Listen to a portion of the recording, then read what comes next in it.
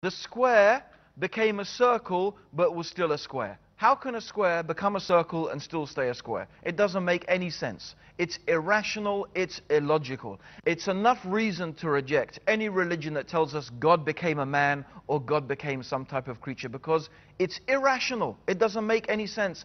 And it's something you can never, ever prove. You can believe it if you want to, but you can never prove it, because it's a commonsensical, rational impossibility. And whatever is a rational impossibility can never be proven. It's that simple.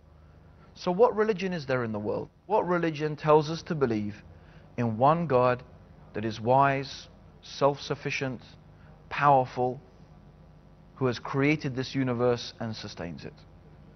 Well, you're reduced to very few religions.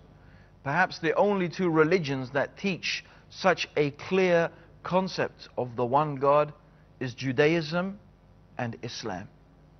Well, if you want to become a Jew, by and large, Orthodox Jews will tell you tough. Because if you want to become a Jew, you have to be born a Jew. Your mother has to be a Jewish woman for you to be a Jew. So what universal religion? What religion that is universal, that is there for every person, that invites every person to believe in this rational, simple, clear, commonsensical belief is left? Look to the Quran. Open the Quran, read the Quran, read about Islam, and see for yourself the concept of God that the Quran teaches. There is a chapter of the Quran called Surah Al-Ikhlas, the chapter of this purity of faith. It describes this concept of God so beautifully. It says, Kul huwa Allahu ahad, Allahu samad, lam yalid wa lam yulad wa lam yakul lahu kufuwan ahad. Say He is Allah the One. Allahu samad. That means Allah is the one which every single thing needs, but Allah is in need of nothing. So He is self-sufficient, in need of nothing, but everything needs Him. Lam yalid wa lam yulad. And He does not give birth. He is not the begetter. Rather, He is the creator. Wa lam yakul lahu kufuwan ahad. And there is nothing that can be likened unto Him. God is not like anything we can imagine. Whatever picture you can put into your mind, God is not like that. God is unique. God is different from this creation. And this is the beautiful, clear, rational teaching of Islam about God. And in fact, I would say, for any right-thinking, rational human being who uses their process of reasoning, that is reason enough, and that is proof enough to show that Islam and the Quran is from the Creator of the heavens and the earth. Alhamdulillah, as-salatu was-salam ala Rasulullah. Common sense and reason leads us, and must inevitably lead us, to believe that this universe has a creator. That there is one creator who is wise, powerful, and self-sufficient. That is different from the universe and the creation in which we live. And then we came to understand that when we looked at the world religions, all of them, in one manner or another, compromise this basic, commonsensical, reasonable belief, except Islam. Islam is the religion that teaches us this beautiful, pure monotheism that makes so much sense, that is so reasonable, and that is so close to the natural, instinctive understanding of the human being. But someone may have after this a question. Well, that's fine. That's a very nice belief. It makes a lot of sense. But anybody could come up with such a belief. In fact, maybe a person could argue that there are philosophers in the past who came up with a concept of God very, very close to that.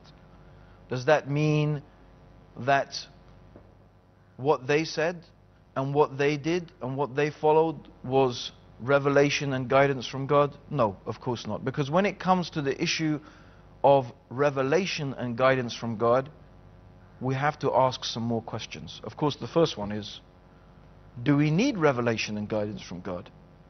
Well, I think again, when we apply our common sense, when we apply our reasoning faculties, then we will say yes. In fact, the human being is desperately in need of the wisdom and the guidance from the Supreme Being, from the wise Creator of the heavens and the earth. In fact, we find that God has provided for us, Allah has provided for us, the Creator has provided for us in every single aspect of our life. We feel thirst, and we have been provided with the means to satisfy our thirst. We feel hunger, and we've been given the means to satisfy our hunger. We feel love and the need for companionship, and the means to satisfy that love has been given to us. So we find in all our material needs, even in our emotional needs, the provision and the means to satisfy those needs is there. But the human being has another need, a need that is perhaps even greater than the physical and emotional needs. And we have the need to know what is the purpose of our life, why are we here, what is the reason for our existence. And not only that, to know the purpose, but once we know the purpose, to know how do we fulfill that purpose.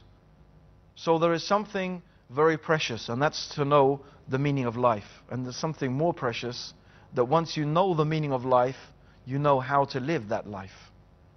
So the human being has a great need for that. And it would not be irrational or illogical to expect that when we look and we see the condition of the human being, that the one who has created this universe and provided for us in all aspects must have also provided for us in this most needy of all aspects, this desperate need for us to know what is the purpose of our life, what is the reason for our existence, and how to fulfill that created purpose. Also, we would say that any human being who looks at this universe and observes the bounty that its Creator has provided us with would also wish to express their gratitude and their love and their appreciation for such a beneficent and merciful and bountiful Creator. But then the question is there, how do we do that? How do we express our gratitude in a way that is pleasing to God? What are the things that this Creator wants us to do? What is the manner in which this Creator wishes us to express our gratitude? This is a very another important question. Some people feel content that, well, I'll just do anything I feel like, or I can just guess. But no rational person and no thinking person would really be satisfied with that. Because again, when we go back to our premise, and we think about ourselves and our everyday life and our common human experience, common human experience tells us that that is not a satisfactory manner or a satisfactory way in dealing with things at all. If you want to give your friend a present to show your appreciation, you won't just give your friend anything that you feel like and that makes you happy. You're going to make an effort to find out what your friend wants, what your friend likes. What sort of gift would they like to receive? Not what you want to give. This is just common sense. So even more then, when we want to thank the Creator of the universe and express our awe and reverence and gratitude to God, we can't just do whatever we feel like, whatever happens to come to our mind, or whatever tradition or culture we just happen to follow. No. Rather, we need some guidance from God. The conclusion of all of that is, common sense tells us that we are in desperate need of some type of concrete guidance from our Creator. Some revelation, some guidance, some means that we could be sure and that we could understand and that we could know that this is the way God wants us to live our lives. This is the purpose for which God created us. This is how we could thank Him and express our gratitude to Him.